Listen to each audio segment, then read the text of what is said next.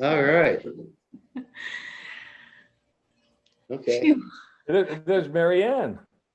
Good evening. Yeah, here in the library is Mary Ann, Corey, and Tracy, who keeps the whole thing running for us.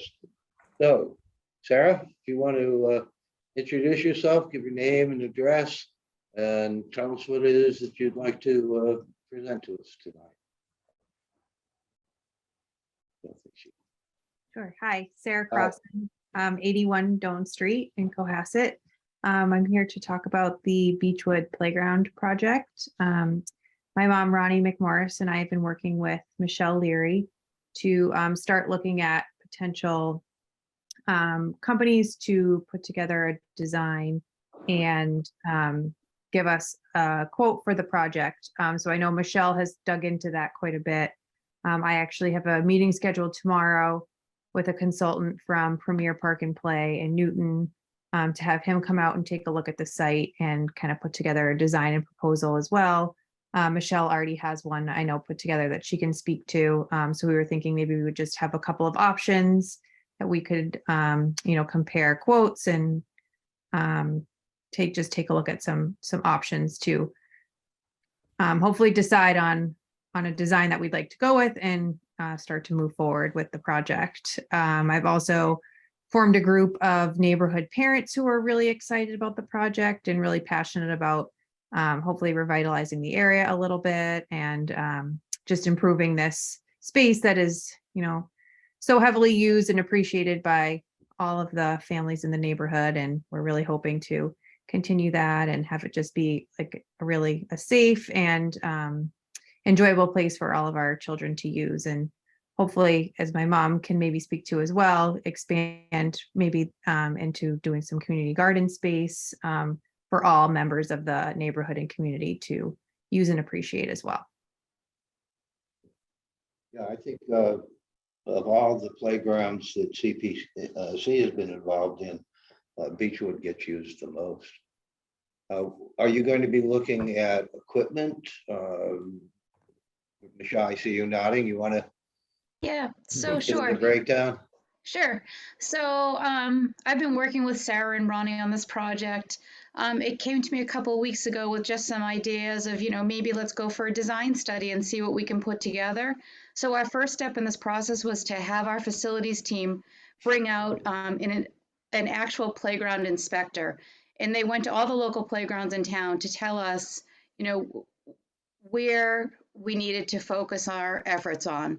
And Beechwood was absolutely number one. The age of the Beechwood playground is 17 years.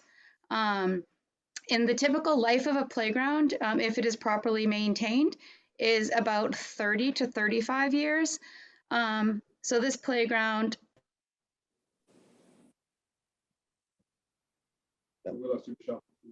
We've lost you. You're muted. You're mute. Okay, am I unmuted now? You are. Okay, so this playground is 17 years old to us. However, we did get it used. We purchased it from WearGuard Corporation when they got rid of their daycare center. So they may have had it for a number of years prior to us getting it. So it was used equipment from the get-go. That was highlighted in the inspection. There was also things highlighted in the inspection. Obviously, ADA compliance is one of them. And we've been doing a great job keeping the wood chips down. However, anytime a child is playing below a slide or on a swing or on a jungle gym and they kick those wood chips away, we're no longer ADA compliant because you do have to maintain 10 inches of wood chips at all times. So it's very difficult to keep that ADA compliance. So what they recommended is that we put down a rubber surface. And while it is very costly up front, the payback is about 7 years. And then you don't have to worry about that ADA compliance and the wood chips constantly being replaced. We got a quote from one vendor who just gave us a really quick schematic of what this playground could look like. Pretty exciting. It's very new. It's very fun. The kids would love it. It does have a whole rubber base. And because of the size of this project, we originally thought we would have to go for a playground study. However, we have just found out as of late, and I believe that came in Friday, that you don't need to study a playground of this size. You would just go from schematic design right into build. So as much as I think it would be a great idea to phase this project, I really think if we want to get a new playground to Beechwood, maybe now's the time to ask for the entire construction piece. While it's extremely costly, and I don't want to act like it's not, it is in need. The actual repairs of the playground, just so the kids are safe while playing, is $30,000, and that doesn't account for the ADA compliant wood chip piece. So to invest that money prior to, let's say, annual town meeting, just so the kids can play, I don't know if that makes a whole lot of sense, but that's not for me to decide. So I'm just here to present you with what I found out. I can show you the schematic of what it could look like if anyone's interested. I've got a question. People use the term as being similar, but ADA, are you talking federally or Massachusetts? I believe it's federal, Russ. I can definitely look into that, but I believe it is If federal. it is, it has to be Massachusetts. And Massachusetts is stricter than the feds.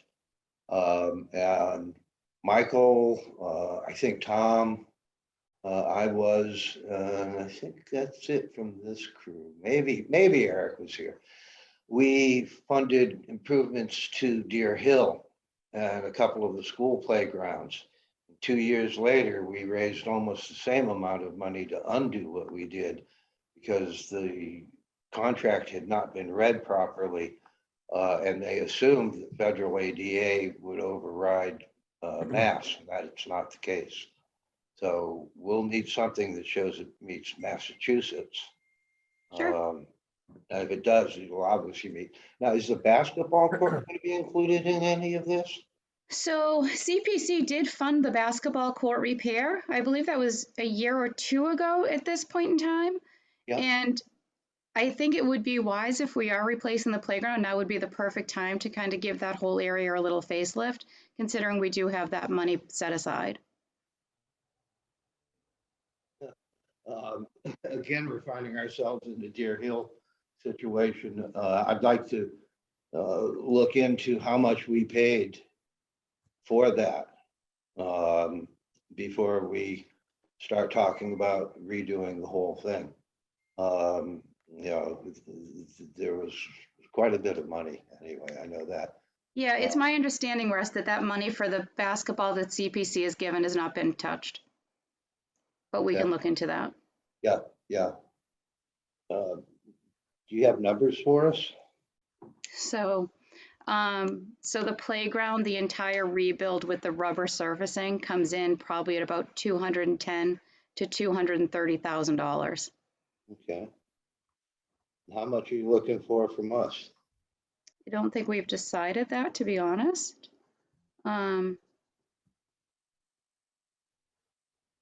We just received these quotes last week, and I haven't even had a chance to really float it with the select board or Chris or anybody. So I'm not sure what the ask is for CPC versus town versus maybe some private fundraising. I'm not sure.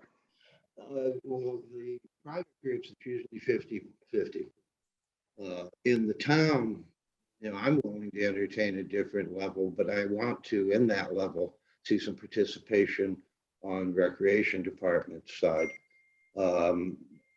We are not meant to, and I will never vote for something if it's going to be subsidizing another committee's budget. They have a budget, and that's got to be part of the money in there. Understood. Does anybody have any questions? Mary Ann? There's been a lot of discussion about the rubber surfacing to replace the wood chips. I'm familiar with a lot of playgrounds now because of friends that have children in wheelchairs. So we look for playground equipment that give children in wheelchairs opportunities to go on swings and go the circle things that spin around. But I was hoping that you would consider equipment that would be more open. So in this plan, Marianne, there is some equipment specifically that's ADA accessible for all children. What sort of equipment? So they have these chairs. I don't know, we refer to them as spinny chairs. They're open and the kids just spin in them. They're a great resource. There's also some low apparatus for the kids to be able to play on. And it's more like musical instruments that they play on with, they can sit in their wheelchair and use the musical instruments, or there's like tic-tac-toe boards that they can play with.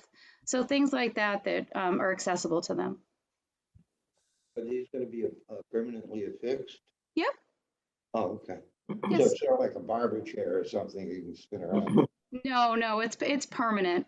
And I think we're Okay. leaning No, away from that. I mean, it won't be moving all on its own, but No, it's basically no. on a stand and, okay, all right.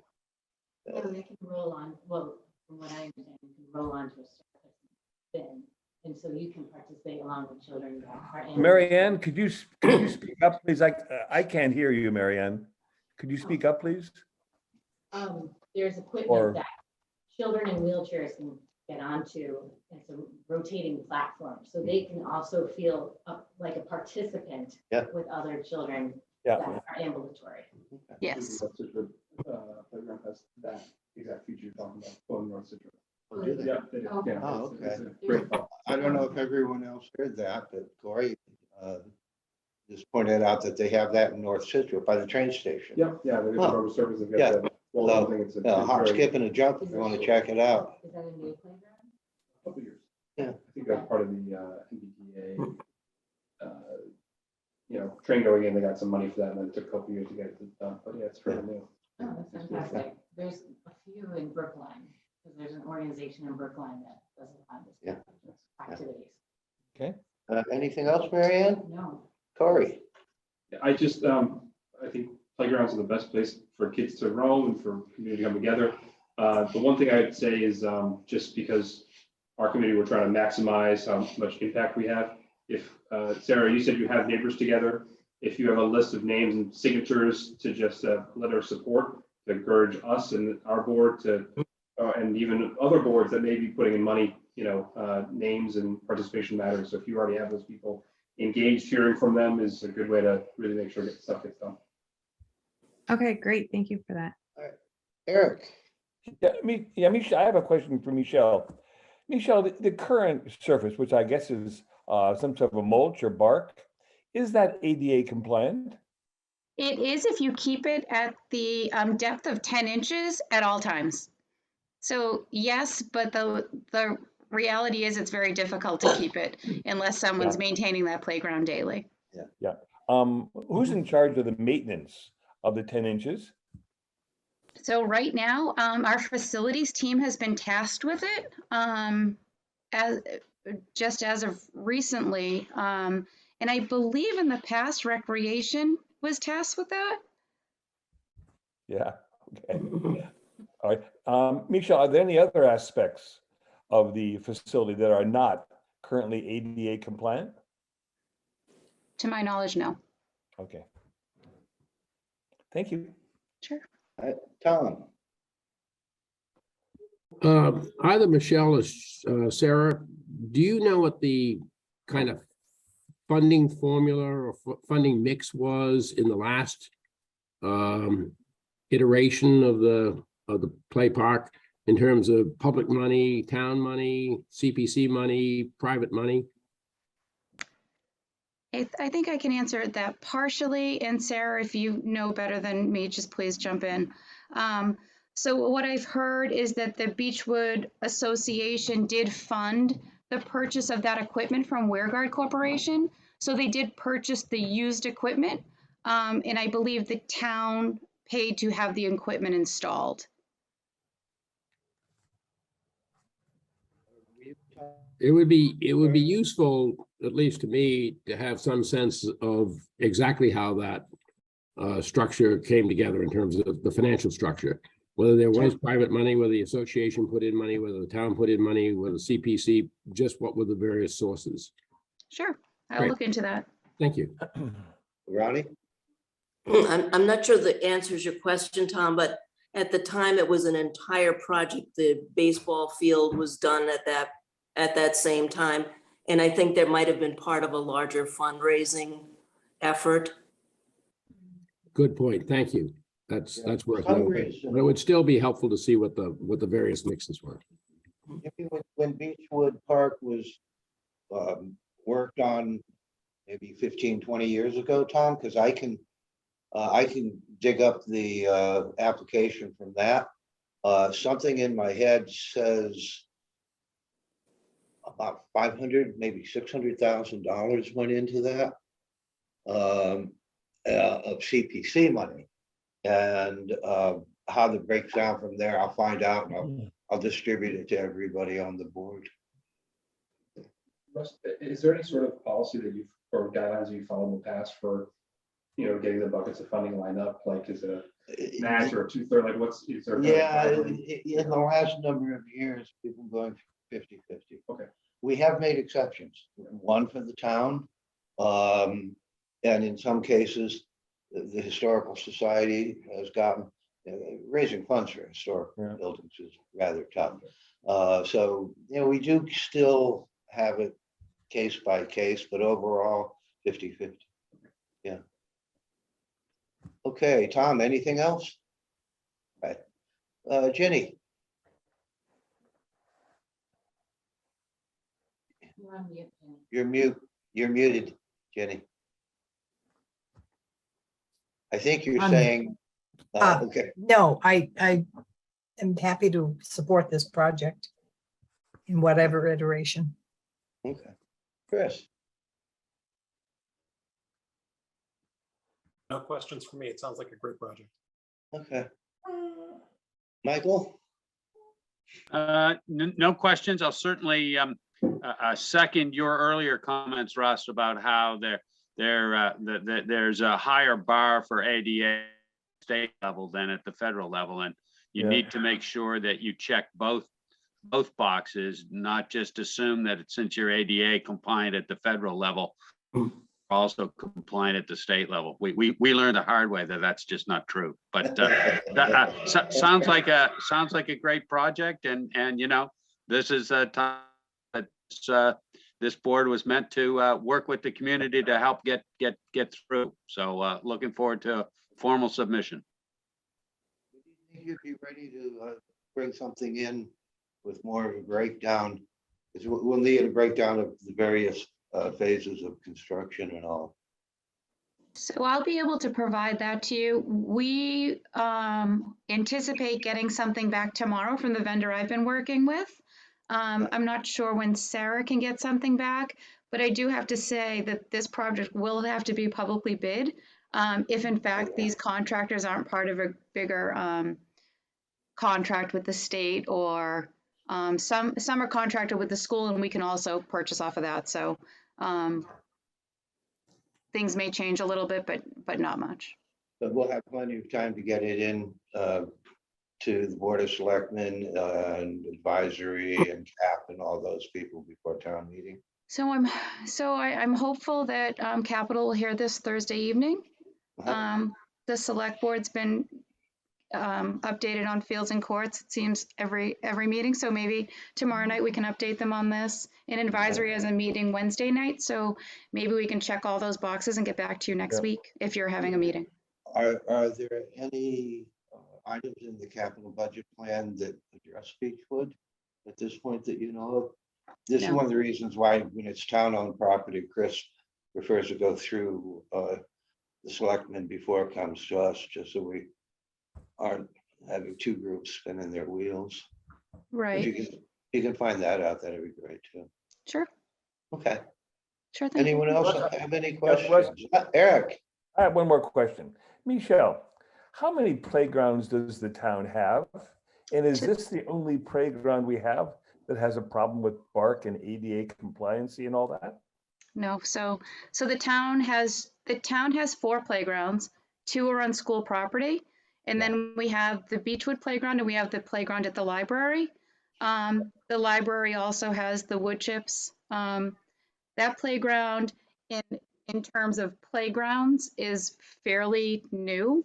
It's 14 years old, and it does have the wood chip challenge, but I believe in order to rubberize that entire surface, you would have to wait till a renovation. It just wouldn't make sense at this point in time. Oh, okay, so we have a bigger problem here. We're just not addressing it, I Well, guess. we are addressing it. We're maintaining those wood chips and we're making sure that we stay Okay. compliant. But we'd rather, if we're investing in a new playground, that we make the investment up front. And Michelle, facilities just had a free cash request, right, for playground upgrades? Is that what I heard? Was that was during the last meeting, right? $30,000 or $50,000. Okay, so there's money going towards another way. Okay. Anyone else from the board have a question? I'm seeing none. Is any member of the public would like to weigh in? Catherine? No, thank you, but Okay. sounds like a great project. Okay. Are you here for the Beechwood or are you here? I'm here for the library. Oh, okay. Well, we'll Yeah. ask you again. How's that? Fair. Ronnie or Sarah, do you have any other questions that we can go over now with you guys? No, but I think that we'll be able to chat with Michelle and figure out the answers to those questions. Yeah. Okay. All right. Thank you for If you your have any time. questions too, you know how to reach me at home and all. So I do. feel Thanks. free. Yeah. Okay, moving on to the library. Start this off. I got an email when I got home that I unfortunately did not have time to distribute to everybody, but we got our work cut out in the library, I'm afraid to say. Hi, Hi, Megan. What the problem is with the library is that the land is not designated for recreation. Or it would appear not anyway. Part is. CPC or the CPA, this letter that I got today was from Stuart Saganor. Stuart is the head of the Community Preservation Organization, which is not a state agency. They're a advocacy group, but they oversee the CPA. We pay them, I think, like $3,000 a year in our dues. And for that, we get lobbying. And when we see increases in the payout from the state, that's Stuart, those guys. And anybody on the board too, if you have questions on things, Stuart will answer your questions, but you have to check with me so I can tell him it's okay to talk to you, which I will. But anyway, it says that CPA funds can be used for construction and amenities typically found in a park. But the key is that it has to be in a park. Needs to take place. I'm paraphrasing some of this, so you'll see, but it's got the gist of it. CPA recreation projects need to take place on dedicated recreational land, such as a park, playground, athletic complex, etc. Which obviously is the case of the Beechwood. It's dedicated to that. CPA recreational land does not have buildings on the property, and that's often where you can tell the difference between true recreational land and general municipal land. Here you have a parcel with a library building on it and general lawn areas outside, and that just isn't dedicated recreational land. Though unfortunately, this isn't an CPA eligible expense. I'm gonna interject here because I had a chat with him on the way home. I don't think I hit anyone on 24 or 128, but we went on for a while. This is where the use of the land comes in. His suggestion is, as part of our process here, is that we have that section of the land specifically dedicated to recreation. And then this would qualify in his case, as long as we have the local support. It's probably questionable whether it really is under the law, but this is one of those cases where if the local support is strong enough, the tie goes to the run, or the call goes to the runner. But there are a few ways recreational land can be identified, such as being under the control of the Board of Park Commissioners, which we don't have. But you guys act as that. And that's why there's a selectman on the CPA or CPC, protected as land for recreational use in the deed for town meeting acquisition. So if we can get a hold of what the town meeting, when they created the library, put it out, that would be very helpful. There are clear Russ. legal protections. I'm sorry, you want to say something? I'm not an attorney, but the rec department is in the building and Right. uses that space for rec department activities. So Right. again, I'm not a lawyer, but I wonder if we're splitting hairs here. No, because the rec commission a few years ago came in and it was combined with the library, and they're going to have some indoor activities. We can't do anything that's indoors. And the rec commission, anything they're holding inside wouldn't qualify, and everything else is administrative, which would come under the town and not recreation. Or would you qualify, I'm sorry, would you qualify it as a park possibly? Because I have my notes in front of me. about the Yeah. CDC. Yeah, we'd have to go to town meeting. That probably is a 2/3 vote. No, I don't like to predict outcomes of votes, but I can't imagine town meeting would say no. And I mean, personally, I think it's worth going for. I'm a big supporter of libraries. The board, since in the last 12 years, is yet to lose anything on town meeting floor. I don't think we'll be starting now. Sorry. Is there, since we're funding, the vision is funding a slice of the project, is there a slice of this project that we can carve out without all the other pieces where it's not the whole project, but we are doing this part, we can do that because we can do the library roof, maybe we can do the patio area. So is there, if we're gonna say we're gonna fund X, percentages anyway, can we carve it out so we are using it in the areas that we have the best case to use it for, rather than kind of going through all the. Yeah, the reason that they wanted dedicated specifically as park, rather than just general land, is they don't want to fund something with CPA money and then have the town decide, well, we're going to sell it. Oh, I understand. They go, yeah, or we're going to move the fire station there or something like that. I mean, it's a show. So can we use CPA for like any of the sidewalks around the library that's already? Okay. So Norwell did that. Norwell came up with this really great idea of making wide sidewalks. And instead of sidewalks, they were walk paths. Yeah. And they got hit with a 10 taxpayer lawsuit and they lost. But, being ones not to give up, they did it again a couple of years ago and they lost again. We can always figure ways to get sued. We don't need to go out of our way for that. But yeah, you can. Can I ask a few questions? I'm a little blindsided by this. I just have a few questions. So under the CPA projects database, there's a good, I'm gonna just ballpark it. I'm gonna say there's 25 library projects that have been done of this similar nature. So we would then assume that they had, created their land dedicated to a recreational space and then probably went through with these projects? No, actually. Chris and I talked about this the other day. I said to him, there was some concern on Stewart's part. And you don't have to look at other towns.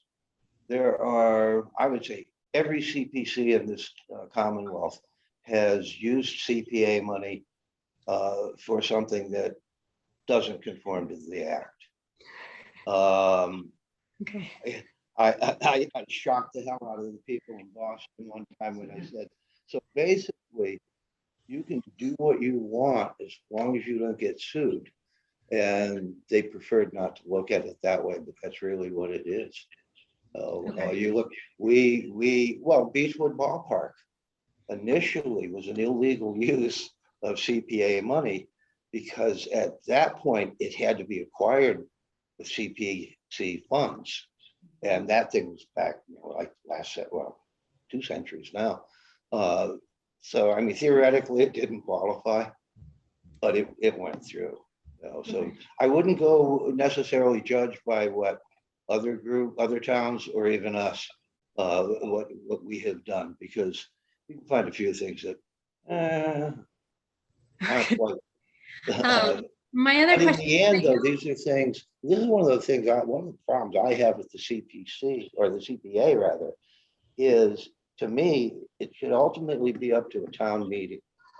Courts in Massachusetts are very, very reluctant to overturn town meeting votes. And it's the purest form of democracy. And if everybody in town agrees to it, and okay, maybe here and there it kind of goes across the boundaries, but if overwhelmingly it's supported, it should be the town's business, their money. That's my 2 cents. I don't think this is dead. I know we were flipped to a historic building last year so that we were able to get our roof done, which thank you very much for supporting that. Is that an avenue we can take to get this project done if we're using it as, you know, it's not necessarily historic preservation, but it's, you know, improving on a historic building? Unfortunately, you can't build historic. We've tried it a couple times. In the end, it's kind of Disneyland. But if you could show something that showed, however many years ago, there was a patio out there that was used for that purpose, you could probably make the argument that that's historic restoration, which would qualify. So you know, after I talked to Stuart, I get the impression that we've got stuff to work with. And in the end, he said, it's up to you guys. So I think that's what we need to do, is work on how do we get the land. Will the selectmen say, okay, we're going to make this recreation, which I don't know why they wouldn't. You know, so I don't want to give the impression that this is dead in the water, because it's not. Is recreation like a zoning? How do you what qualifies as something that's, how does it qualify as a recreational space? Is it passed through the zoning board? Town meeting, my understanding from my conversation with Stuart, can change that, but I'm going to refer to Chris and see what you think on that one, Chris. Yeah, to be honest, I'm not sure. I'd have to take a look at. I'm surprised that a library doesn't qualify. A library with a playground and effectively a basketball court and a ball field doesn't qualify as a recreational space. But I'm happy to look into it. Okay. Or Michael, you're on ZBA, right? That's above my pay. Okay. They sound like separate entities. So there's a library next to a recreational site. Yep. With grass around it. So if we were to consider this, we'd have to require the recreational land or transition it. Or just, yeah, change the identification of it. dedication of it. Mm-hmm. Right. And then ability to make it fit into one of these categories. Okay. And so the library land right now is just town land. It's not, I'm sorry, I'm ignorant to all of this a little bit, but it's town land, and it's not necessarily a certain type of land. It's just town land. It's general. I think how did he describe it? Gotten to the age where I see better with my glasses off. I don't know why I wear them anymore. general municipal land is how he described it.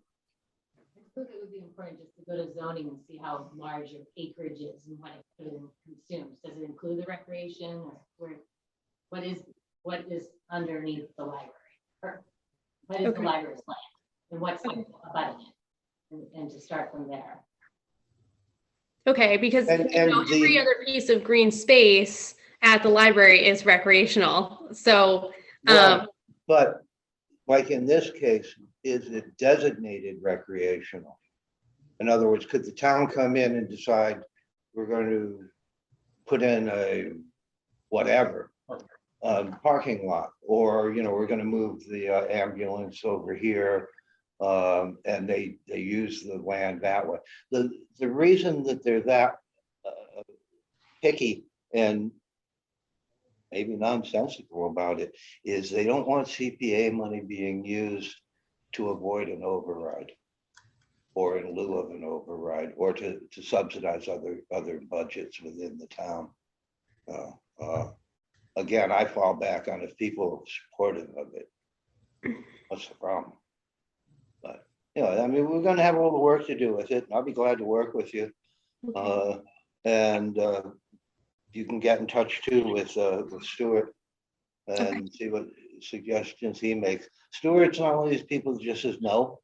He says no, but you might be able to do it this way, or you might be able to do it that way. So let me know, and I'll get in touch with him for you. Russ, to Chris's point, you have significant recreational facilities on this same parcel of land. Oh yeah. Do those not have some sort of indicator as to this is not just used for a library, but it's used for a play park, it's used for a basketball facility? So there is a recreational history. Oh, I know. I pointed that out to them, and that this was an old school, that we've done historic stuff here. This is the interpretation I'm getting from them. That it has to be designated as recreation land, which is crazy because I mean, who's the Recreation Commission? It's part of the town government, for God's sake. Well, maybe we should look into the play park and the basketball usage and what kind of declaration has already been made. I mean, There may not have been a designation made because CPC money was not involved in it. Okay. I think once this, like if CPA money wasn't being involved in this, it'd just go through. But because of the money, the use of the dedicated funds, for lack of a better word, under the CPA, that's what's causing the problem.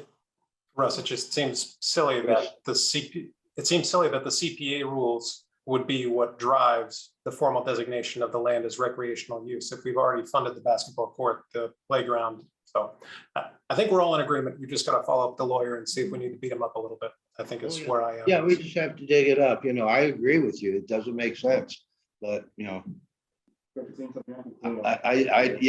didn't write the act. The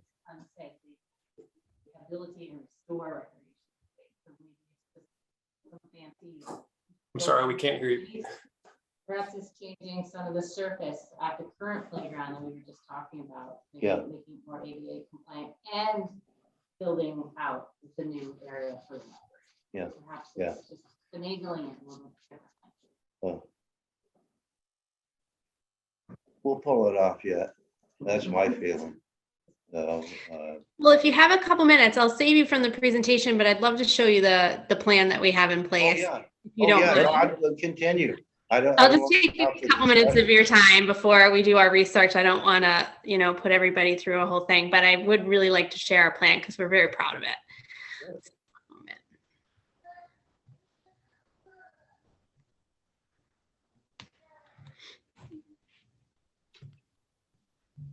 Let me just put you on screen.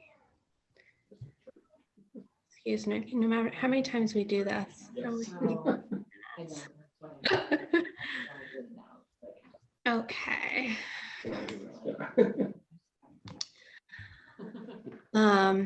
So I won't get into my whole song and dance because I know we need to do our research and I can do my song and dance then. But I just wanted to show you what we have in place. So this is a rendering. So you're looking at the Sawyer Street side of the building.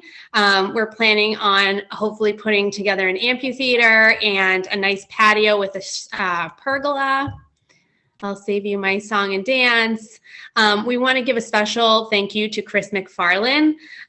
He is a resident of Cohasset and he has helped us put this plan together for free, which is very generous. He's been very patient with us and he's been very thorough about our plan. So thank you, Chris, so much for putting up with us and putting together such a beautiful plan. But what you see here, I don't know if you can see my mouse. You can. Yes, we can. Awesome. So this is the existing parking lot that we share with recreation over here. If you can envision, there's the stoplight is kind of over in this corner, just to orient you a little bit. This design will not only create some great outdoor seating for just regular downtime, we're picturing some cafe tables. People can use our Wi-Fi, sit outside, have their coffee. We also have a pergola here that's over the top of a space that can fit 96 chairs. So as some of you might know, we're having our programs during the spring, summer, and fall under our tent, which is just left us, which means it's a sign of winter. And they've been extremely successful. We've had 100+ people come to our events under the tent, to the point that we don't fit under the tent anymore. So we knew it was time to put something like this together. This has been a vision for many, many years, but the pandemic really pushed us forward to create something. The stairs over here are wonderful because they connect this parking lot to our space. This parking lot is, we're happy to have it, but it's a little bit right now a far walk to get up to one of our entrances. So we envision some folks to be able to use the stairs. And as some of you know, we have a door right here that goes right into the library.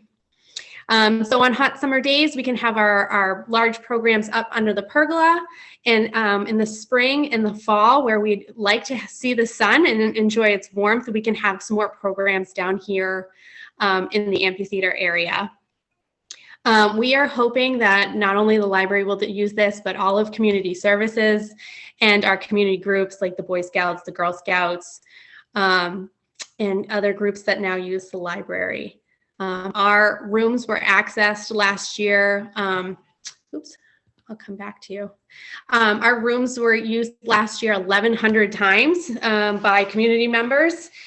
So that's a clear indicator that there's a need for more space for people to be at the library.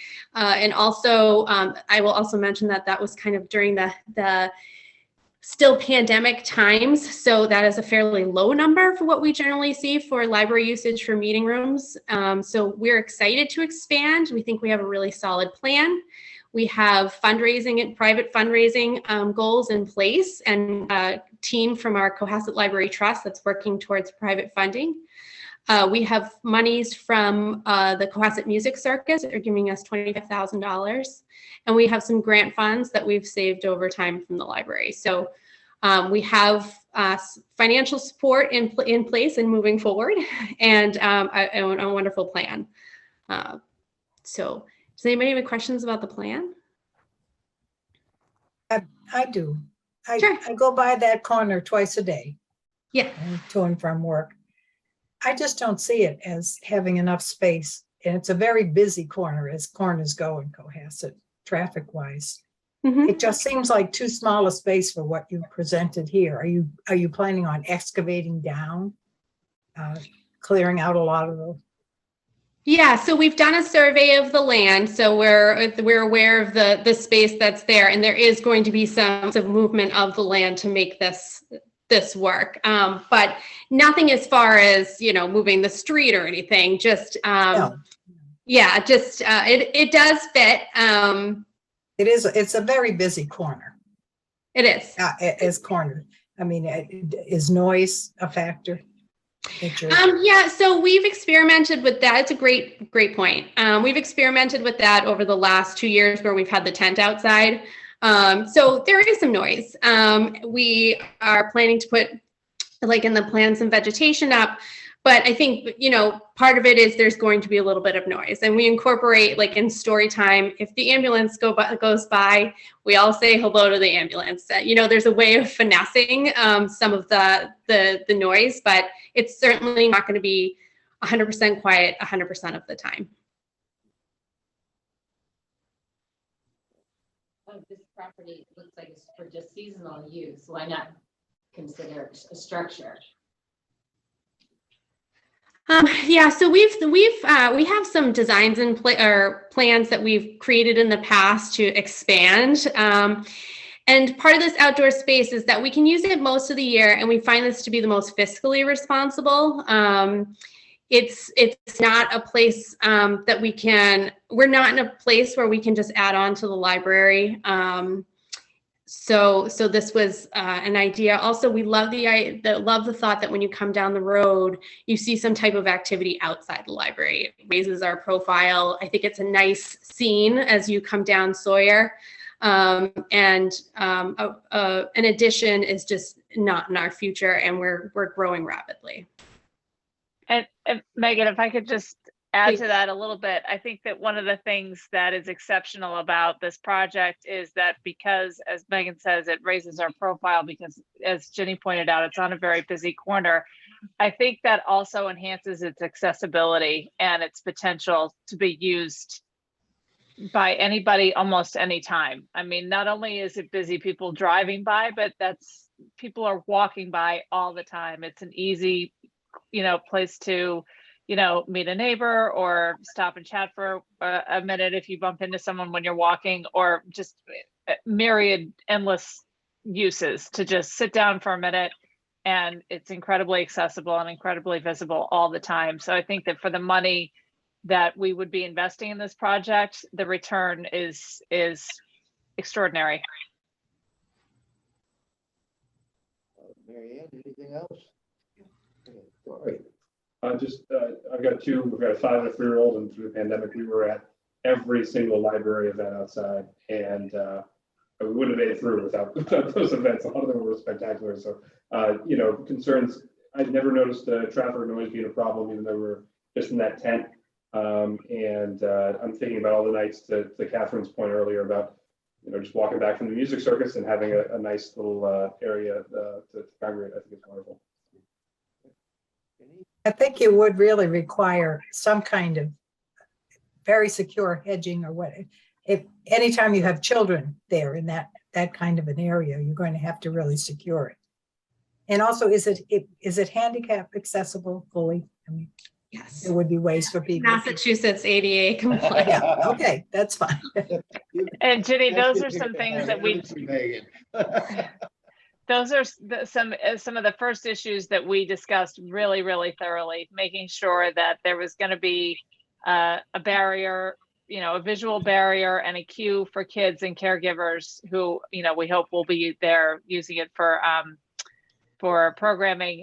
But also the accessibility concern was actually one of a primary inspiration for undertaking this project, to be honest, because the tent situation is not in any way compliant because people who have challenges around mobility, it's not a hospitable situation at all. Trying to get wheels on any kind of a cart or wheelchair or a cane or any kind of assistive device is a real challenge. Getting from the parking to the tent over grass, it's not optimal at all. Great. Thank you. Anything else, Jen?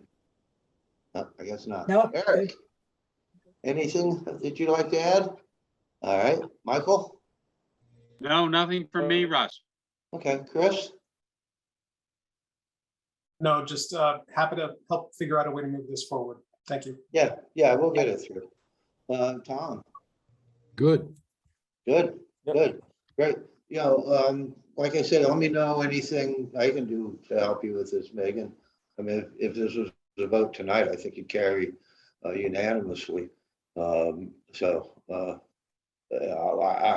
I did not mean to throw a wet blanket, yeah, like I said, I just got this afternoon. We'll work something out. When I first started, I asked what the difference is between historic restoration and preservation, and they said verbs. So we just got to figure the right verbs. Okay, great. Thank you very much. Any comments from any of the members that they'd like to bring out? Jenny? Yeah, I just wanted to report that our deck and window assembly project is proceeding very, very well. We have a really good contractor. That's 64 window door assemblies and 32 second story decks. And they'll be doing it in about 5 weeks. And they're Oh, about great. a third of the way through. We're also planning to proceed this fall on the roof of the community building. So everything's going well Great. in the neighborhood. I asked you guys already, right? Okay, but you're all set. Great. Michael, Tom, as the only one I haven't asked. You're all, oh no, you're all set too, aren't you, Tom? All right. Anybody would like to make a motion to adjourn? I will love you forever. Happy to do that. I hear there's a football So game moved. on tonight. Second. I'd like to see if Brady scores a touchdown. I'm not. Oh, that's cruel. So moved. Okay, Okay, all in favor, say aye. aye. Aye. Aye. All right. Thank you, guys. Appreciate it. As always. Thanks for having us. Right. Thank you. Thank you, Thanks, Russ. Russ.